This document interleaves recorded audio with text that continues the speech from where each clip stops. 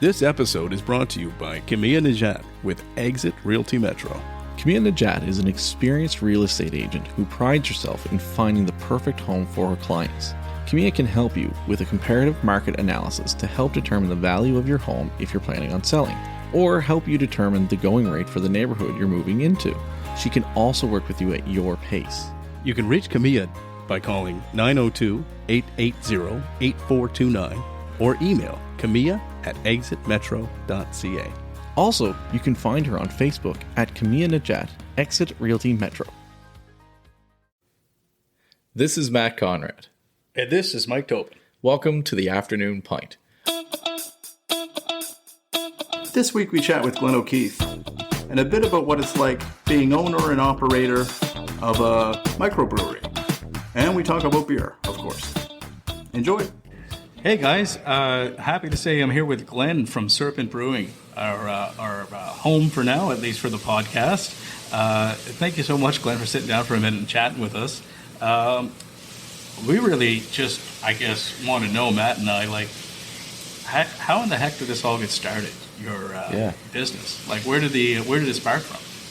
It was definitely, to be honest, like sitting around one day and wondering, could I make beer?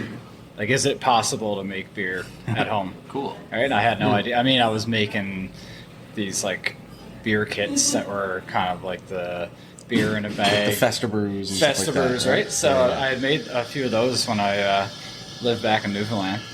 Yeah. And I moved here, and just one day I was thinking, it's got to be possible to, like, literally from grain, from hops, you know, like, is this even a thing you can do? But, you know, if you can do it in a large factory, you must be able to scale it down. But I didn't really know, right?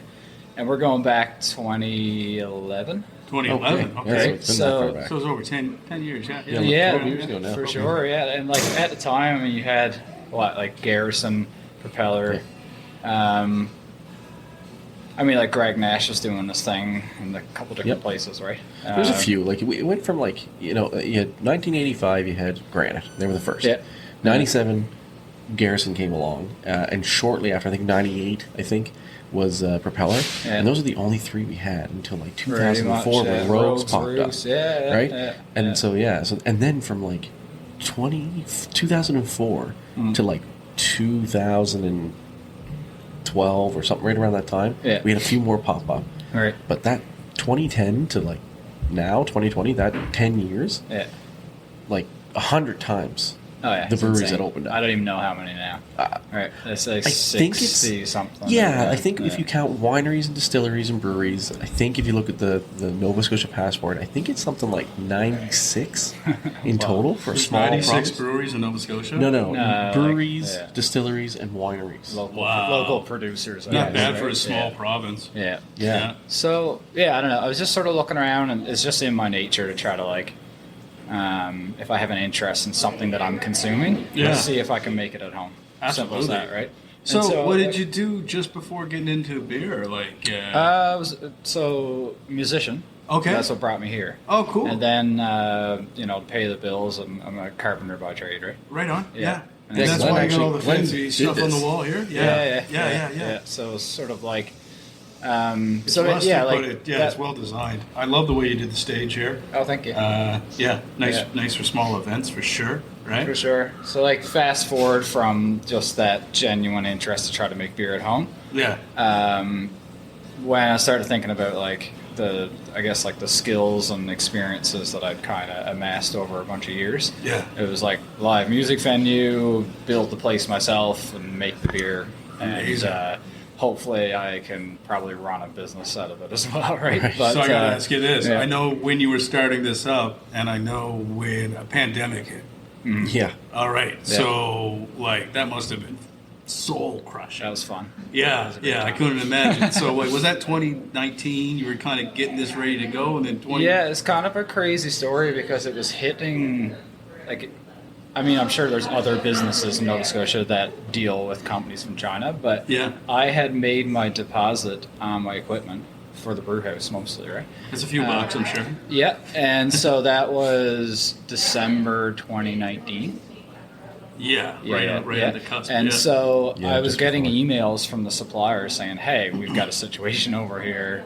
Yeah. They were sending me like pictures of masks and like hand sanitizer and these warnings of like, you know, at the same time they were giving me this like everything's fine, Yeah. but everything's not fine. And I'm like, okay, well at least it's not here, right? And so Right. then from December to when we broke ground, February 29th, I think I actually broke ground here.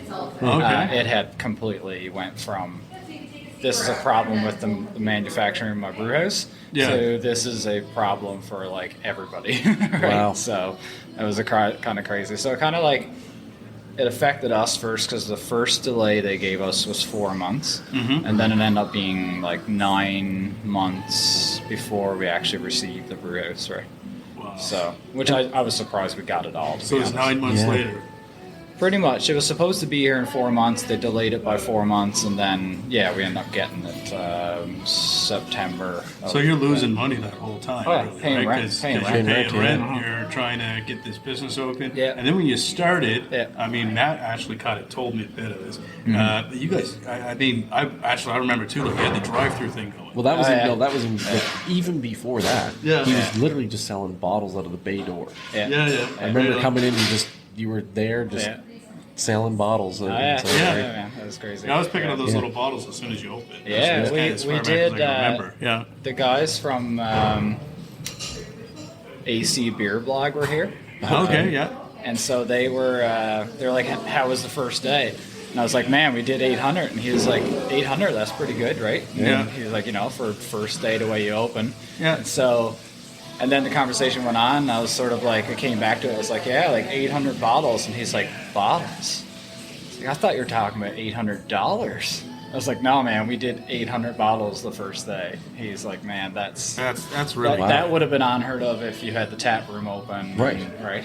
Yeah. So it 800 was- bottles the yeah. first day. Wow. So we went from, I thought there'd maybe be like 5 or 10 people lined up at the door. Right. But I think that the funny thing that it worked out really good for us in some sense is that everybody was on this like, let's order beer online kick. Right. Right. Yeah. And I mean, I know I was doing it like every week. I would order from a different brewery just to support the industry I was about to get involved Nice. in. Right? Yeah, I did Yeah. that too. And I remember getting the Boxy Rock delivery when Yeah, it first it was came out. novelty, They right? had this huge package. And then for my girlfriend, we did the Blue Lobster delivery for him.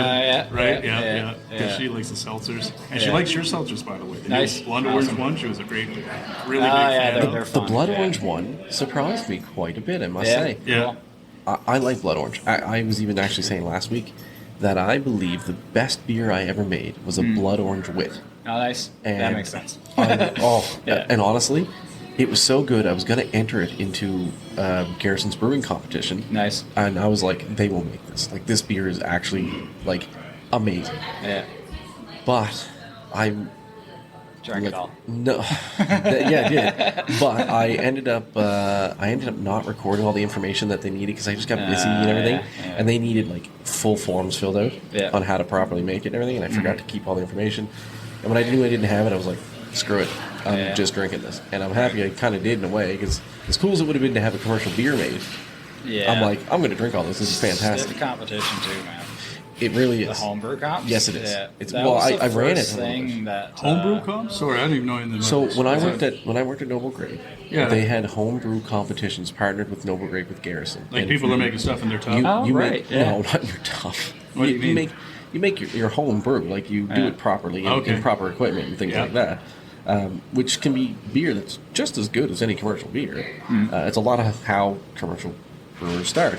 Yeah. And so they make it, they submit it, and then you have to give all the instructions, keep all the data, like where the sugar started, where they finished, all that data. Yeah. And you submit it. You submit a 6-pack, and basically, you if they like it, the judges, and if they like it enough, they make it at Garrison. Yeah. And yeah, I thought I had a chance that year, and just didn't. But it was, blood orange. So your blood orange turned out to be a little sweeter than I thought it was going to be because generally blood orange is very bitter. Right, yeah. but I didn't hate it. Like, I was like, I took it. It was just surprising. I was just kind of like, oh, okay. Yeah. And it surprised me. Like, my wife liked it because she also was like, blood orange, kind of bitter. But she took it. But She's like, it's not at all, right? No. Because it's a seltzer. It's like you're getting a completely different thing than you would think, right? No, your seltzers have been good. Like the ones that I've had 3 so far. I don't know if you've made more than that, but I know I've had. It. Yeah, so I've had all of them. One now. Yeah, they're good. They're good. How are you like adding a vodka to them? What's your base? I don't even know what your base is on. No, we don't. Like, I guess I could get the license to do that, but that's actually a distiller's license. Like, you need a distillery. I wasn't sure if you were partnering with anybody or that. Oh, okay, yeah. I guess we could, right? But again, the seltzers for us were just about solving a problem of us becoming an events venue where we're bringing people in and, not that they don't know they're in a brewery, but they're here for live music. Right. Yeah. They're here for a jazz show, and they're just like, listen, if it wasn't for this jazz show, we wouldn't be here at all. And I get it, right? Like, this is what we signed up for with the events, right? You have a wide diversity of events that come through here, Yeah, too. so the Just on drinks the need to be the Facebook same way, right? page, Yeah. So, but yeah, our license, so that the license, the brewing license, prohibits you to use any malt substitute. So you can use, I guess you could use corn. Yep. If you want to make a Bud Light, for Yeah. example. Right. And so we can use sugar as a malt substitute, like per our license. So technically, our seltzers are here. So it's just yeast and sugar. Yeah, we're paying excise taxes and RSMA on that as a beer. It's a beer. It's beer yeast. Yeah. We're using a malt substitute in sugar, and Right. that is what it is. Right. Okay. So and I like that. It's there's no doubt about there's with the the vodka coolers side of things. You do get like a nice clean flavor. Yeah. You're basically just taking distilled spirit, you're blending it with flavor extracts, or however you want to go about it, puree or whatever. Okay. And then, you carbonate that. And, there's some distilleries making it from scratch in the province for sure. But obviously, I don't know how well known this is, but most of these places are bringing in a vat of alcohol. Right. Yeah. You blend with whatever, and off to SLC you go, right? So I like, when I was first approached, sort of by some people internally here, they're like, we should do seltzers. I'm like, are we really going to? And to be honest, if I was just a brewery, I probably wouldn't have. Right. But when I'm looking at the wine sales on a night, I'm like, oh, no, yeah, we need to, if I'm not making my own wine, which, like, that's just crazy. No, exactly. Then, like, seltzer actually really makes sense because it's people come here wanting it. Yeah. And if we're saying no, then what the hell are we doing here, right? Well, I mean, it's a good thing because like there's people who don't like beer, obviously, right?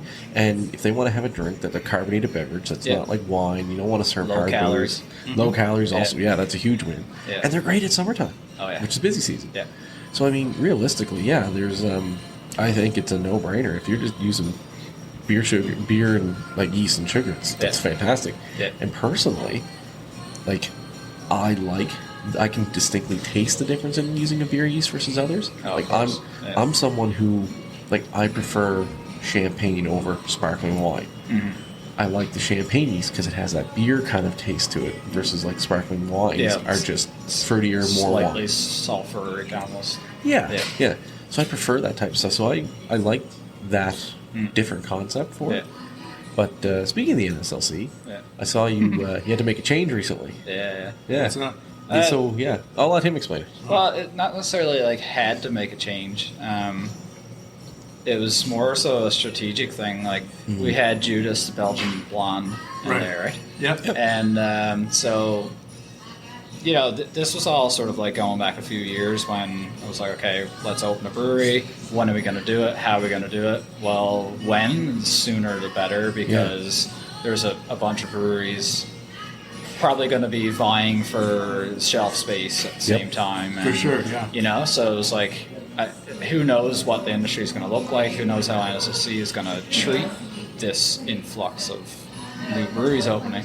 So it was for me. It was just let's get this place open. Yeah. Pandemic, blah blah blah blah, and then I'm sort of like, okay, well, we got to get in an SLC as soon as possible because eventually, unless they get their shit straight, they're probably going to start cutting craft breweries before they cut Molson. Right.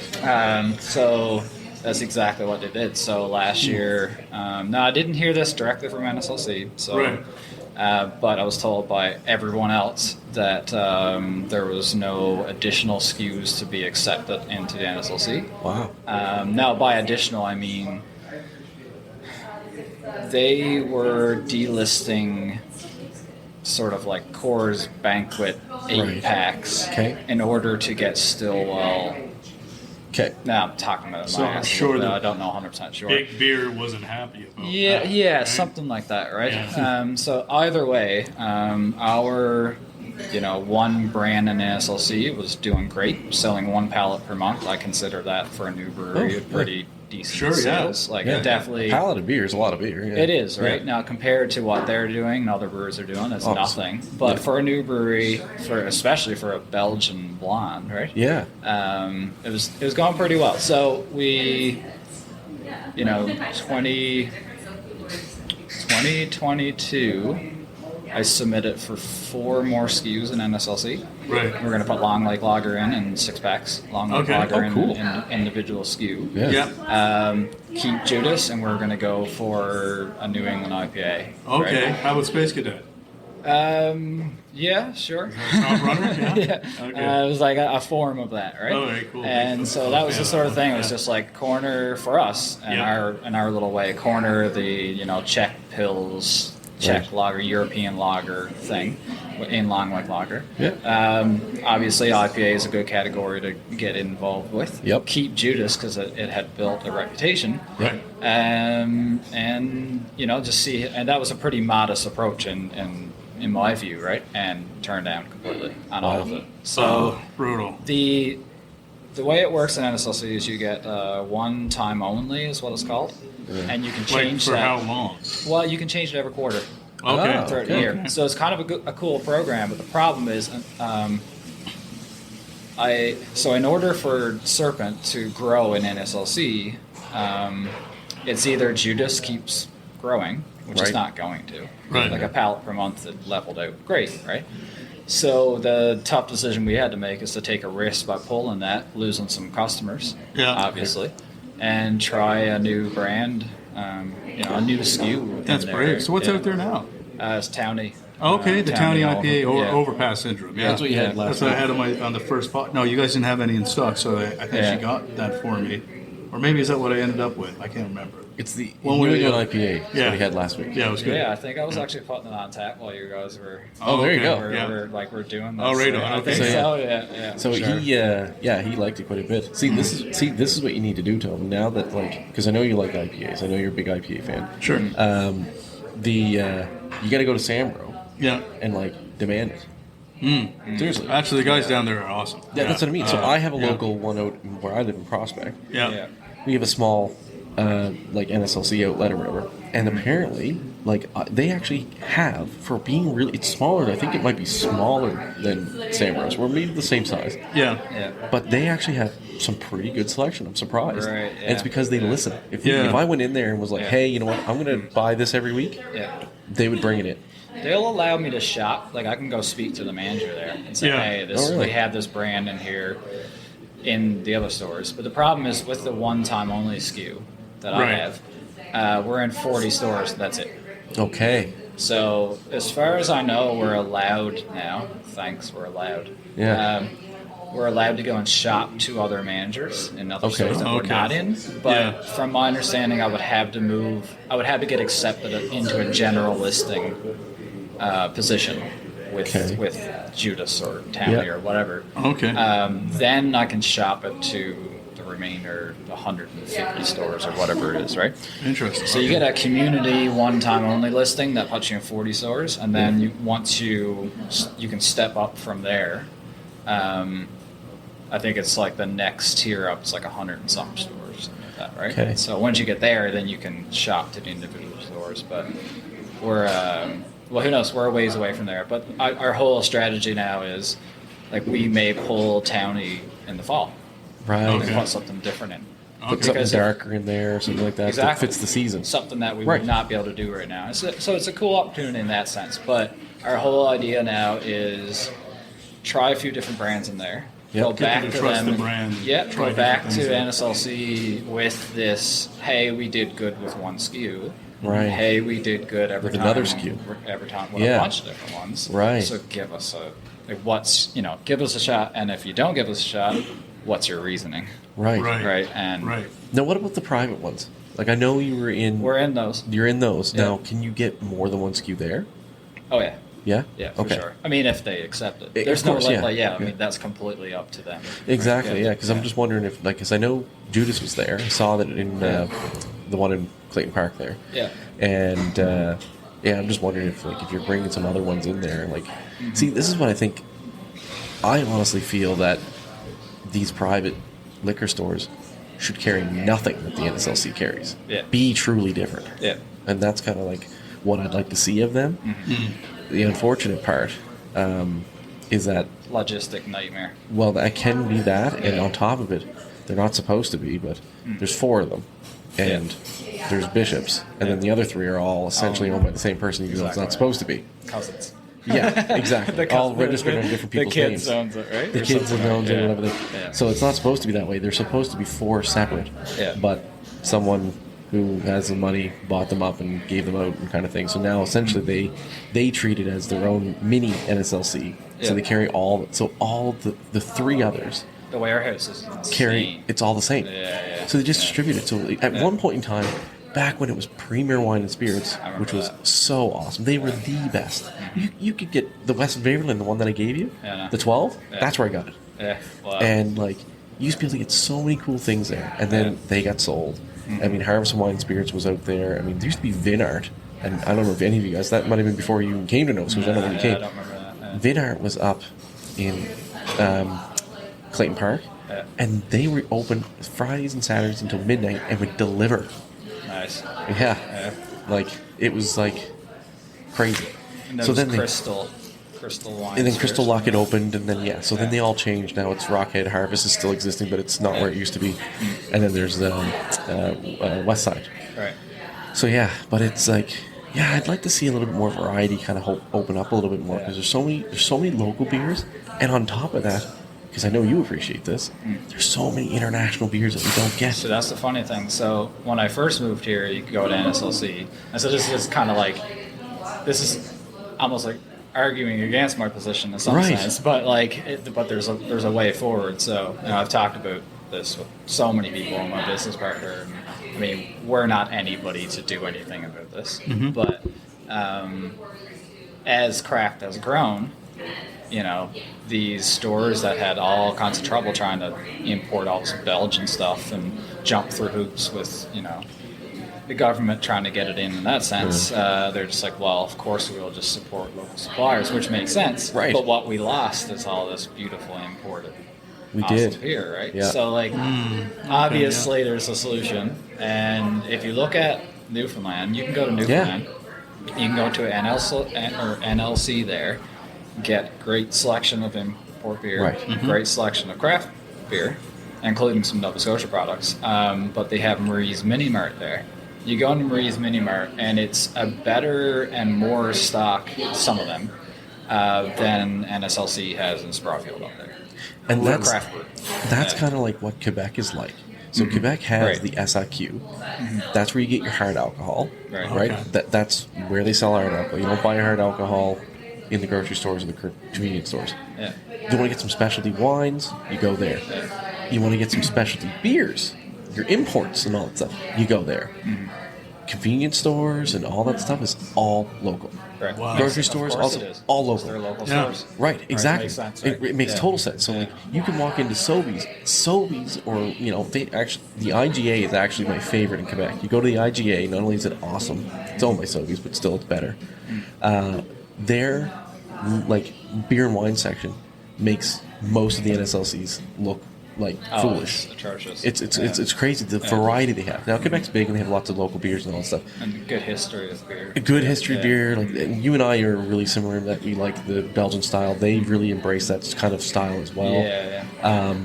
But they there's one that a stop I always go. It's Le Monde de Bière and like Beer of the World kind of thing. Oh, okay. They have 450 different styles of Quebec beer. 450 different beers from Quebec alone Crazy. in that one store. Yeah. Wow. And I'd love to see that stuff like that here. And it's just down the street kind of thing, right? Every convenience store could sell it. You can get so much variety. Like, variety is a good thing, and that would make it so much more competitive for you guys. of course. You could just go to Quickway down the road here and just say, sell my beer. Yeah. Oh, I'm going to think twice about releasing a subpar Belgian beer if I've got actual real Belgian competitors, right? That's right. You know, but like my brewery was the only brewery in the province at one point where you could get certain Belgian styles.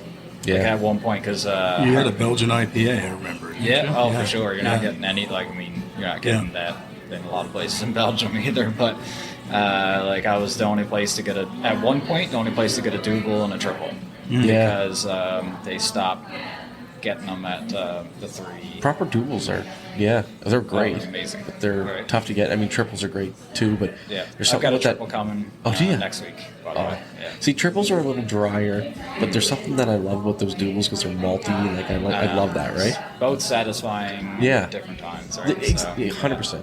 Now I'm going to ask you. We try to keep this a little bit light for everybody, and everything, but I'm going to ask you a bit of a nerdy beer question, and I may even asked you this before, but I think I might know the answer, but this is not for us.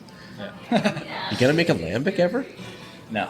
Okay. Because I would love. Not unless a I lambic. fly to Belgium and go and help them make a lambic.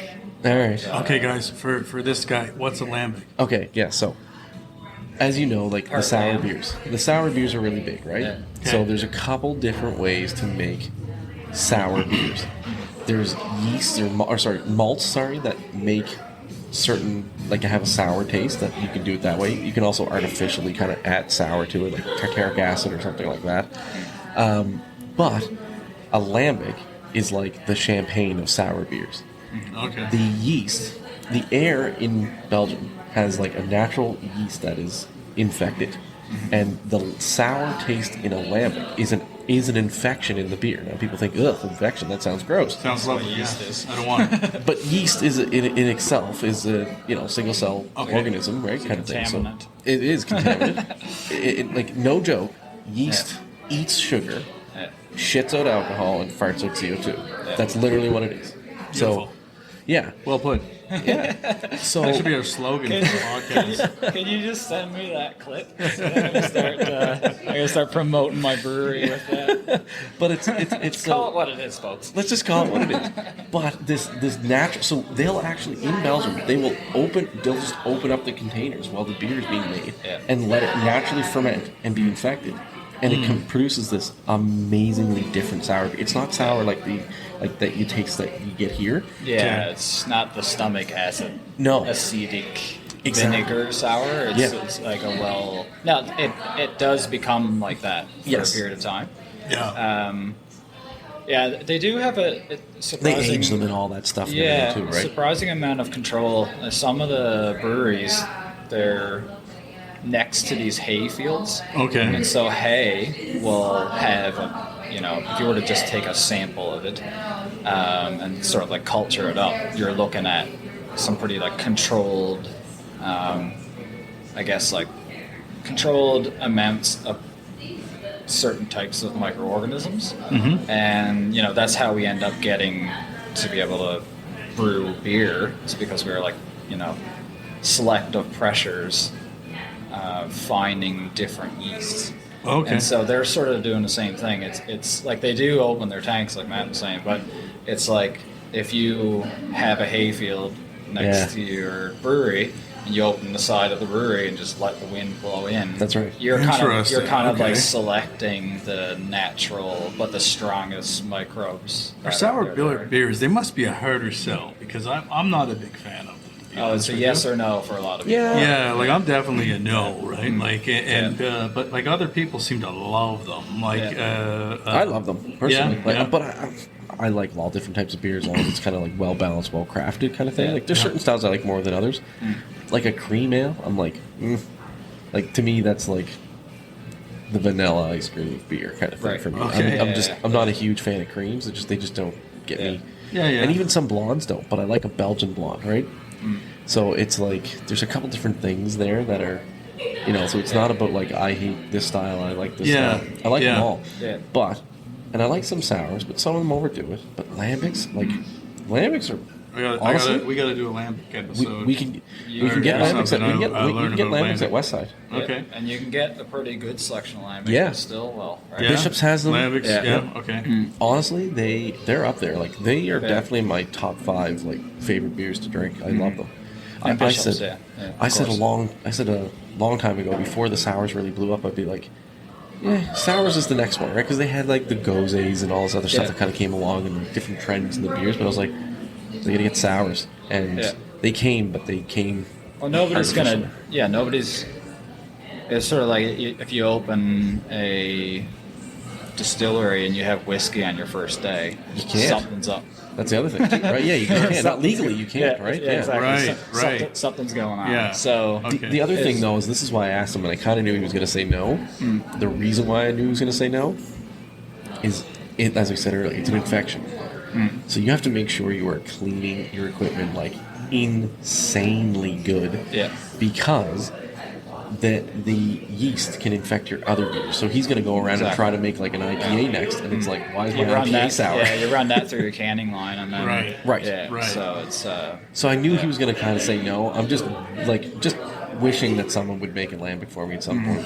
But Well, I'll just one, keep one of the buying it. yeast varieties I use here is a known. Oh yeah, okay. You want to keep that out of Okay. the other beers. Trust me. Yeah. And it's I can't really remember the terminology on it right now, but it will continue to ferment if it were to contaminate a lager with some residual sugars. Right. You could have some issues, right? So Do you harvest your yeast at all? No, not here. No. No. Yeah, because It I know would be some- nice if we would, right? But I know you have to store it properly and all that stuff, right? So, exactly. Yeah. Yeah. So. I mean, it's one of those things where like it costs to store properly, but it also brings down costs because yeast is expensive. Exactly. So it's a We, give and like take. everything is in such good supply now. Like there was supply Yeah, issues there were. a bit there with the pandemic, but I mean things have come back now. The prices haven't gone down. Yeah, of course not. Yeah, we're paying twice, about $70 a bag of malt now. No way. Yeah. For Canadian 2-row? Yeah, no, I'm getting it better locally, but if I lost that supplier, I'm looking at about $68 for 2-row.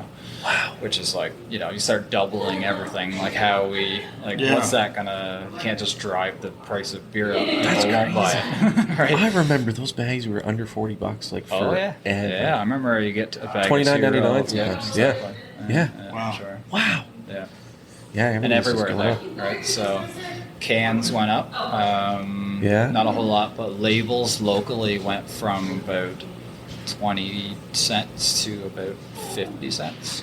And you know Label what? for a That's a can. big thing. Is like what I've noticed is when you look at the liquor store now, like easily for pre-pandemic, most beers $2.99, $3.99. Yeah. They're all $5 now for a single can, Or higher. or higher, Yeah, or higher. yeah. You can almost not find, but it's that it's Yeah. malt's supposed to be so cheap, and it's that exactly. yeah, like Yeah, your ingredients are supposed to be the reason why we all do this. Right. Exactly. Because yeah. everything, like the equipment's expensive, rent's expensive, Right. all that kind of stuff. But it was like at least the malt and the yeast and the hops have always been expensive. But yeah, the hops are the most expensive part of the beer making right, process. that was but- the whole point of being able to, whole point of looking at these craft breweries as a potential business. right. Is that okay? Well, this sucks. That sucks. Big Yeah. equipment. Right. But the whole point of that big equipment purchase is so you can take advantage of. Once you got it, you got it. Yeah, and you can take advantage of like, okay, we're going to, rather than a kitchen where you're going to be putting in something that's like, your food cost is $1.20, and you're selling this thing for $2.40 or whatever it is. Right? Yeah. Bad example, but it's with beer, it's supposed to be like, oh no, this is great because it costs us 20 cents a liter to make. Yeah. Cans are 10 cents. Labels used to be 20. Right. Great. You know, Just kind of cookie. This is, Smart. this is awesome, and you just forget that you spent $1 million on your equipment, Right. and everything looks amazing. You know? Yeah. And So now are there it's- like speaking of the equipment though, like are there like business grants and stuff like that you can apply for those not types so of much stuff? anymore, Not right? anymore? Like Okay. anybody with half a cent now is going to look at the industry and say, how many of you guys are there? Right. So like, I reached out to a co-op. Right. And Right. when I first reached out to them, they were like, "Sweet, we looking forward to meeting you." And then it took me some time to actually get the other portions and my contribution and that kind of stuff. When I went back to them, they were like, "We're completely, unless you're going to put your house on the line, Right. we're completely shut down to for funding breweries." Right. Right, and I'm just like, fair enough. So PDC also, weren't as hungry to jump on board and that kind Right. of stuff, right? So I mean, you probably had a nice argument though, because you were the only one here. that's the thing. Like there's nobody nearby. Like you have to go before the Rotary. Yeah. Like there's, so you're in a good location because you're the town's brewery kind of thing, right? Which is kind of cool because I mean that's what it's like in Europe. Like when you go and you travel around Europe and like you go into these small towns and it's whatever beer is made there. Yeah. That's all you see signs for. Yeah, and basically it's like, do you want our light or our dark? Right. Like This is our town's beer. this is our town's beer. This is what you're going to drink on tap. Yeah. And that being Sure. said, it's stupid cheap there, but and there's taxes and all that stuff that interfere with it here, kind of Yeah. thing, right? But This that's is our, the two-row thing. But that was the whole idea of like the dollar a beer thing. It's like, well, if you're going to buy just yeast and make a beer out of just Canadian two-row, you might be able to get away with making a dollar beer kind of thing. Maybe not now because of packaging, but the whole Rob Ford dollar beer thing is like, the two-row used to be cheap. Right. Back when he proposed that. Yeah. And now you're telling me it's double what it used to be. Yeah. And on top of that, if you are a craft brewer and you're not, Molson or, Bud or anything like that, like where they can buy the tons. If you're not forging your own steel. Or that too, right? Those types of stuff. Like you can get your own aluminum for cans and all that other stuff. But then on top of it, it's just like you go to a farmer and you say, hey, I'm going to buy all of your two-row. And they're like, okay. And it's one and done, right? Like there's fishermen that are doing that now where it's like they used to come in, they used to sell out to the local markets and all that stuff. Now it's like, I sell everything to China now because they buy my whole shipment for the year. Well, at least you have a paycheck. You're just done and one and done, right? And that's what these farmers will sell cheap to these big, deep pocket breweries who can buy the two-row and basically give it to them, say I'll buy it on cents on the dollar. And they can keep their cheap beer because beer is essentially like $1.50 a bottle in Quebec. Yeah. Because the taxes are lower and all that other stuff. Yeah. Not the craft beer is about the same. There's no difference in craft beer. But if you want a 60-pack of Coors, it costs you $70 or $74 for a 60-pack of Coors Light. 60. Wow. 60-pack at Costco, Crazy. right? But I mean that's just carbonated wheat water. Yeah. If you just want something cold and sparkling, you can drink that. But if you actually want to have something good and tasty, That's the thing. There's things I could do here to produce a keg of beer. Yeah. That I could probably get it $60, and at least we'd have a $60 keg of beer. But it would not be very good. yeah. And then there's a market for it. Oh yeah, But it's is- definitely Is that It's what you're definitely not going why for? I got in, Right. at all. Why I got into this industry, right? Of course not. So Well, being a musician and obviously being a carpenter, there's some like craftiness there. There's some, exploration of being creative. Obviously, you're taking that into the craft of beer making too. So I can get it. You can keep making the same stuff over and over again. But or you can get a little bit creative. So and which I think you do because you guys do have special releases and stuff all the time. for sure. So, yeah. Yeah, and I think I'll get going. Yeah. But thanks Cool. for having me So on, for Glenn, sure. I just one more question, man. Like for the month of August, Yeah. What beer do you anticipate we'll have in the NSLC? Honestly, we haven't met about it yet. Okay. So, I've got 100 ideas. Okay, right? A or B, maybe chicken or fish. What do you think it's going to be?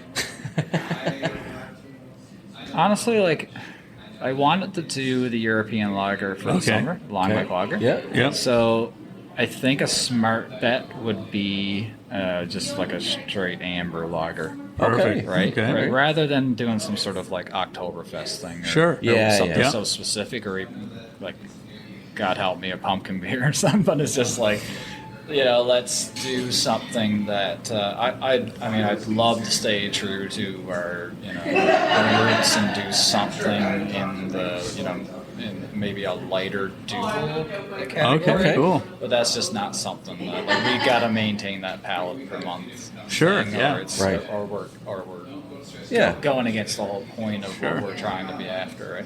Yeah, if you go too specific, you're right. You may not sell what you're looking for, kind of thing, right? If we have 2 SKUs already and we want to play around with this other thing, That's right. then we can do something that's something in the niche category. But Awesome. Nice. Well, you know what? Yeah. First of all, thanks for allowing us to use this as our home. Oh, definitely. Yeah. And thanks for coming on. We wanted to get you on here, so it's really, thanks. quite appreciated. So, yeah, I guess we'll I don't know, you're pretty much empty. Well, but cheers you one last guys. time. And yeah. There you go. Thanks. Thank you Glenn. very much. Thank you, guys. Have a great one. Thank you. Very best. Yeah, good seeing you. Thanks for tuning in to this episode of The Afternoon Pint. If you have an idea for the show or would like to be a part of it, email us at afternoonpint@gmail.com.